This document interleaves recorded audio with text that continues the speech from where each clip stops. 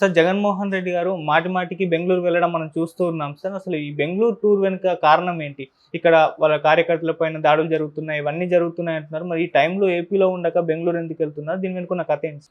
ఆ మధ్య కూడా 2 వారాల వ్యవధిలో 2 సార్లు జగన్ బెంగుళూరులో వెళ్ళడం, అక్కడ బెంగుళూరులో పర్యటన అర్ధాంతరం ముగించుకొని ఢిల్లీలో ధర్నాకి అంటే ఇక్కడ వినుకొండకొచ్చి రషీద్ కుటుంబాన్ని పరామర్శించాడు. అక్కడ రషీద్‌ని చంపేశారు కాబట్టి రషీద్ కుటుంబాన్ని పరామర్శించి ఢిల్లీ ప్రోగ్రామ్‌ను అనౌన్స్ చేశాడు, వెళ్ళిపోయాడు. మళ్ళీ బెంగుళూరుకెళ్ళాడు. ఇది అందరికి కూడా ఆశ్చర్యంగా ఉంది. ఎందుకంటే ఇప్పుడు ఒక పక్క అతను చంద్రబాబు ప్రభుత్వం మీద వార్ డిక్లేర్ చేశాడు. ఢిల్లీ స్థాయిలో తీసుకెళ్ళాడు పోరాటాన్ని. ఈ టైంలో కార్యకర్తలకు అండగా ఉండాల్సిన అవసరం ఉంది. నిన్న కూడా ప్రెస్ మీట్ పెట్టి చంద్రబాబు వైట్ పేపర్ శ్వేతపత్రాల పేరుతో అబద్ధాలు చెప్తున్నాడు, డేటా అంతా రాంగ్ చెప్తున్నాడు అని చెప్పి తన డేటా బయటికి తీయడం. తర్వాత చంద్రబాబు పథకాలన్నింటినీ నేను ముందే చెప్పాను, ఆయన వస్తే ఏం అమలు చేయడని ప్రజలు నమ్మారు. ఇప్పుడు ప్రజలు జగనే ఉంటే పోయిండేది, జగన్నే మళ్ళీ ఎంచుకుంటే ఈ పాటికి మనకి అన్నీ వచ్చుండేవి కదా. ఇటు అమ్మ ఒడి ఈ పాటికి పడిపోయేది, రైతు భరోసాలో పడిపోయేది, మత్స్యకార వాళ్ళకి పడిపోయేది, ఇటు విద్యా దీవెన, వసతి దీవెన ఈ ఫండ్స్ వచ్చేసి వెళ్ళిపోయిండేవి. ఇవన్నీ ఈ పాటికి వెళ్ళిపోవాలి. ఇవేవి జరగట్లేదు. ఇంకా మాకు డేటా కావాలంటున్నారు. ఈ డేటా అవసరం ఉంది. 2000 పాపులేషన్కి ఒక సచివాలయం ఉంది. వాళ్ళ దగ్గర మొత్తం డేటా ఉంటుంది. సో ఆ సచివాలయంలో ఎంతమంది మహిళలు ఉంటారు ఏంటి మొత్తం డేటా జగన్ చెప్తున్నాడు. ఎంతమంది మహిళలు రాష్ట్రంలో ఉన్నారు, ఎంతమందికి మేము ఇచ్చాము, 43 లక్షల మంది తల్లులకి ఇచ్చాము మేము. 43 లక్షల మంది తల్లులకి మొత్తం 84 లక్షల మంది పిల్లలు ఉన్నారు. వాళ్ళకి ఇవ్వడానికి ఇంతకంటే డేటా ఏముందని మొత్తం డేటా చెప్పడం ఇవన్నీ చేస్తున్నాడు. సరే, ఇవన్నీ ఓకే. ఒక ప్రతిపక్ష నాయకుడిగా తన మీద దాడులు జరుగుతున్నప్పుడు తను జైలుకి వెళ్తాననే ఆయనకి ఒక ఫీలరో లేకపోతే ఏదో తెలిసింది. దాని నుంచి అగ్రెసివ్గా మనం అటాకింగ్ మోడ్లోకి వెళ్దాం, అఫెన్సివ్ మోడ్లోకి వెళ్దాం. దానివల్ల మనకి రేపొద్దున అరెస్ట్ చేసినా కూడా మైలేజ్ వస్తుంది. ప్రజల తరపున గట్టిగా పోరాడుతున్నారు కాబట్టి కేసులు పెట్టి అరెస్ట్ చేస్తున్నారు అన్న నెరేటివ్ని జనంలోకి తీసుకెళ్ళచ్చు. సైలెంట్గా ఉంటే ఎట్లాగో అరెస్ట్ చేస్తారు.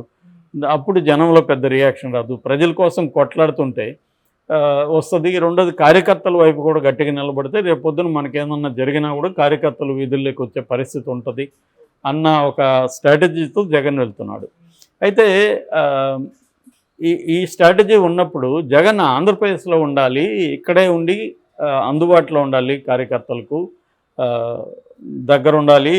ఓదార్పు యాత్ర కూడా చేస్తానన్నాడు. 36 మంది హత్యకు గురయ్యారు, 300 మంది మీద హత్య ప్రయత్నాలు జరిగిపోయాయి, 2000కు పైన కుటుంబాలు పారిపోయారు. ఇవన్నీ చెప్తున్నప్పుడు వాళ్ళందరినీ పరామర్శించాలి.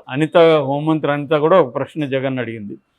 ఆ 36 మంది ఎవరు, వాళ్ళ లిస్ట్ ఇవ్వు అని ఒకటి అడిగింది. రెండవది, 36 మంది చనిపోయింటే వాళ్ళందరినీ ఎందుకు నువ్వు పోయి పరామర్శించట్లేదు, ఒక్క రషీద్ని ఎందుకు పరామర్శించావు కూడా ఆమె అడిగింది. ఆమె అడగడంలో న్యాయం ఉంది. సో మరి జగన్ ఎందుకు ఈ పనులు చేయట్లేదు, ఇక్కడ ఉండి బెంగళూరుకి ఎందుకు వెళ్తున్నాడు అంటే, ఇక్కడ తను చేస్తున్న దానికంటే బెంగళూరు ఇంపార్టెంటా, బెంగళూరులో ఏముంది అనేది ఇవాళ అందరికీ ఒక పజిల్గా మారిపోయింది. సో దీనికి ఇంతకుముందు కూడా మనం చెప్పుకున్నాం, రకరకాల విశ్లేషణలు ఉన్నాయి. పర్సనల్గా తీసుకుంటే జగన్కి హెల్త్ ఇష్యూస్ ఉన్నాయి, అందువల్ల బెంగళూరులో లండన్ వైద్యులు వచ్చి అక్కడ చేస్తున్నారని, మళ్ళీ ఆ హెల్త్ ఫిజికల్ హెల్తా మెంటల్ హెల్తా అని, మెంటల్గా జగన్కి ఇబ్బందులు ఉన్నాయి, అందువల్ల అక్కడ మెంటల్ హెల్త్ ఎక్స్పర్ట్స్ లండన్ నుంచి వస్తున్నారు, అది ఇక్కడ ఉంటే పుకార్లు బయలుదేరుతాయని బెంగళూరులో సెక్యూరిటీకి తీసుకుంటున్నారు అనేది కూడా తెలుగుదేశం వాళ్ళు చేశారు. నిజానికి మెంటల్ హెల్త్ అయినా ఫిజికల్ హెల్త్ అయినా హెల్ప్ తీసుకోవడం తప్పు కాదు, తీసుకోవాలి. ఫిజికల్ హెల్త్ ఎలాంటిదో మెంటల్ హెల్త్ కూడా అలాంటిదే. ఒక భయంకరంగా ఈ స్థాయిలో ఓడిపోయిన అతనికి ఖచ్చితంగా మెంటల్ ప్రెషర్ ఉంటుంది, యాంగ్జైటీ ఇష్యూస్ ఉంటాయి, డిప్రెసివ్ ఇది ఉంటుంది. మామూలుగా గ్రీప్తో పోలుస్తుంటారు ఓటములను కూడా. గ్రీప్లో ఏంటంటే దాదాపు 5 స్టేజెస్ ఉంటాయి గ్రీప్లో. ఫస్ట్ ఏమో డినియల్ అంటే అది ఒప్పుకోకపోవడం, నేను ఓడిపోవడం ఏంటి, ఇంత ఘోరంగా రావడం ఏంటి అని ఒప్పుకోకపోవడం. ఆ తర్వాత యాంగర్ వస్తుంది. ఆ తర్వాత ఏమో కంప్లీట్గా దేనికైనా నేను రెడీ, ఇది కానీ సీట్లు వస్తే దేనికైనా రెడీ అంటే, ముందు పొజిషన్ కానీ వస్తే ఏమైనా నేను చేయడానికి రెడీ అనే ఫీలింగ్ వస్తుంది. దాని తర్వాత డిప్రెషన్ వస్తుంది. ఏంటిది మనం ఇంత చేసి కూడా ఏందని ఫైనల్గా యాక్సెప్టెన్సీ, వాస్తవం ఇది, ఇప్పుడు మనం ఏం చేయాలి అనేది యాక్సెప్టెన్సీ. ఇది ఓటమికి కూడా వర్తిస్తుంది. గ్రీఫ్కి అదే దుఃఖానికి ఇదే ఈ స్టేజెస్ ఉంటాయి. ఈ స్టేజెస్ ఆర్గనైజ్డ్గా లేకపోవచ్చు. అలాగే జగన్ ఒక పక్క పోరాటాన్ని స్టార్ట్ చేసి యాక్సెప్ట్ చేసి పోరాటాన్ని స్టార్ట్ చేసినా తనకు ఆ ప్రెజర్ ఉండొచ్చు. దానివల్ల తనకి మెంటల్గా సైకాలజిస్టులు కావచ్చు, సైకాట్రిస్టులు కావచ్చు, వాళ్ళ హెల్ప్ తీసుకోవచ్చు, తప్పేం లేదు. ఎవరైనా రకరకాల, కొంతమంది ఇప్పుడు చంద్రబాబు యోగా చేస్తాడు, మెడిటేషన్ చేస్తాడు. ఎందుకు చేస్తాడు? తనకి మెంటల్ స్ట్రెస్ ఉంటుంది. దాని నుంచి బయటపడడానికి ఎవరికైనా ఉంటుంది మెంటల్ స్ట్రెస్. మన మోడీ అయితే హిమాలయాలకు కూడా వెళ్ళి మెడిటేషన్ చేస్తాడు కదా. సో అది ఒక కారణం అని చెప్తున్నారు. కానీ పొలిటికల్గా నేనైతే అది పెద్ద కారణం అనుకోవట్లేదు. పొలిటికల్గా ప్రధాన కారణం ఏంటి అంటే, అక్కడ డీకే శివకుమార్ ఉన్నాడు. గతంలో కూడా షర్మిల డీకే శివకుమార్తో మీటింగ్స్ అయినాకనే కలిసింది. సో డీకే శివకుమార్తో జగన్ కూడా మీటింగ్స్ జరుగుతున్నాయనేది ఒక పుకారు ఉంది. అయితే డీకే శివకుమార్ ఏమో దాన్ని గట్టి ఖండించాడు. తీవ్రంగానే ఆయన ట్వీట్ కూడా చేశాడు. అయితే అవన్నీ వాళ్ళు మామూలుగా రాజకీయ నాయకులు ఎప్పుడైనా కూడా ఖండిస్తుంటారు. రేపు అనౌన్స్ చేస్తారంటే కూడా ఈ రోజు వరకు కూడా ఖండిస్తుంటారు వాళ్ళు. ఎందుకంటే వాళ్ళకి ఒక టైమింగ్ అదంతా ఉంటుంది. అప్పటి వరకు లీక్ కావడం వాళ్ళకి ఇష్టం ఉండదు. సో వాళ్ళకి అవసరమైతే ఫీలర్లు బయటకు వదులుతారు. లేనప్పుడు అసలు ఏం జరగలేదని చెప్తూ ఉంటారు. సో శర్మిలాది కూడా అప్పుడు ఆమె ఏదో బర్త్డేకి వచ్చింది, పర్సనల్గా కుటుంబ సంబంధాల రీత్యా వచ్చిందని చెప్పారు. ఫైనల్ కట్ చేస్తే ఆమె కాంగ్రెస్లోకి వెళ్ళింది.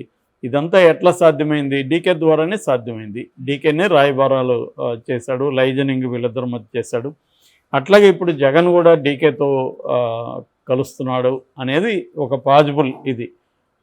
ఎందుకంటే బీజేపీ జగన్ని సపోర్ట్ చేసే పరిస్థితి లేదు. మోడీకి అవసరం లేదు జగన్తో.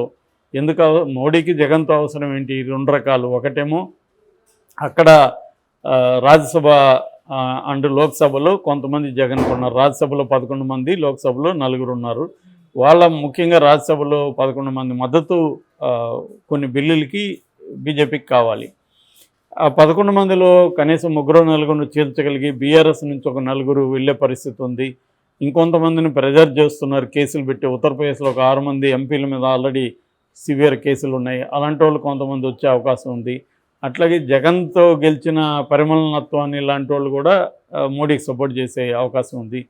ఇలాంటి దీంట్లో జగన్ మీద డిపెండ్ అవ్వాల్సిన అవసరం వాళ్ళకి లేదు. రెండవ కారణం, రాష్ట్రంలో చంద్రబాబు కొద్దిగా చెక్ పెడితే జగన్ ద్వారా చంద్రబాబు కంట్రోల్లో ఉంటాడన్న స్ట్రాటజీ కూడా బీజేపీ వాళ్ళకు ఉందని చెబుతారు. కానీ మరి ఇప్పుడు చంద్రబాబు జగన్ అన్న ఒక ఇది వచ్చినప్పుడు వాళ్ళు చంద్రబాబునే ఎన్నుకుంటారు. ఎందుకంటే వాళ్ళకి చంద్రబాబు ఇంపార్టెంట్. చంద్రబాబు ఎంపీల మీద డిపెండ్ అయ్యి వాళ్ళ గవర్నమెంట్ ఉంది అక్కడ. కాబట్టి చంద్రబాబు అన్నప్పుడు వాళ్ళు ఖచ్చితంగా చంద్రబాబు వైపు ఉండే పరిస్థితి ఉంది. చంద్రబాబు కూడా తనకి పొలిటికల్గా ప్రధానంగా ఆయనకున్న లక్ష్యం ఏంటంటే జగన్ పార్టీని సమూలంగా తొక్కేయాలి. ఈ 5 ఏళ్లలో తొక్కకపోతే మళ్ళీ మనకు కష్టమైపోతుంది. ఎందుకంటే చంద్రబాబు ఏజ్ రీత్యా కూడా 80 years వస్తాయి ఆయనకి. మళ్ళీ లోకేష్ చంద్రబాబు లాగా మొత్తం ఈ అన్నిటిని మెయింటైన్ చేయగలుగుతాడు అనేది ఇప్పటికిప్పుడే డౌట్. ఎందుకంటే లోకేష్ ఇంకా ఇండిపెండెంట్గా అతన్ని చంద్రబాబు వదిలి చేయలేదు ఇప్పటి వరకు. పవన్ కళ్యాణ్ కోసం లోకేష్ని బయటకు కూడా గట్టిగా పంపించలేదు లాస్ట్ ఎలక్షన్లో, పవన్ కళ్యాణ్ ఎక్కడ హర్ట్ అవుతాడని. సో అందువల్ల చంద్రబాబుకున్న ప్లాన్ ఏంటంటే, మనం 5 ఏళ్ల పీరియడ్లోనే మనం యాక్టివ్గా ఉన్నప్పుడు, పవర్ ఉన్నప్పుడు, కేంద్రంలో కూడా పవర్ ఉంది. మళ్ళీ నెక్స్ట్ 2029లో కేంద్రంలో ఎన్డీఏ వస్తుందో అది చెప్పలేము. అందుకని ఈ 5 ఏళ్లలో జగన్ని తొక్కేయాలంటే జగన్ని పెద్దిరెడ్డి లాంటి వాళ్ళని, ముఖ్యమైన నాయకత్వాన్ని జైల్లో పెట్టాలి. మిగతా వాళ్ళని కొనగలిగితే కొనేయాలి, లేదా ప్రెజర్ చేసి కాంగ్రెస్లోకో వేరే చోటుకో బీజేపీలోకో పంపించేయాలి. ఇలాగా చంద్రబాబుకు ఒక ప్లాన్ ఉంది. సో ఈ ప్లాన్ జగన్ ఎదుర్కోవాలంటే జగన్కు నేషనల్ వైడ్గా ఒక సపోర్ట్ అవసరం. ఇంతకుముందు జగన్ ఇద్దరిని క్యారీ చేయలేదు. బీజేపీకి లోపాయి గారికి మద్దతు ఇస్తూ వచ్చాడు. దానివల్ల ఉపయోగం జరిగింది జగన్కి. అయితే ఇప్పుడు కానీ చేయకపోతే నెక్స్ట్ 2029కి చంద్రబాబు ఇండియా కూటమి గెలుస్తుందంటే అటు జంప్ అయినా ఆశ్చర్యం లేదు. అందుకని ఇప్పుడే జగన్ కానీ ఇండియా కూటమిలో చేరిపోతే చంద్రబాబు అప్పటికి ఆప్షన్ ఉండదు. ఇది జగన్ ముందున్న స్ట్రాటజీ. ఒకవేళ అరెస్ట్ అయినా నేషనల్ వైడ్ ఇష్యూ అవుతుంది. ఇప్పుడు ఎట్లా కేజ్రీవాల్ది అయిందో అట్లాగే వీళ్ళు నేషనల్ వైడ్, అవసరమైతే ఇంటర్నేషనల్ వైడ్ కూడా ఇష్యూ చేయగలరు. సో ఇది జగన్ ముందున్న ఆప్షను. దీనికోసం బెంగళూరులో అతను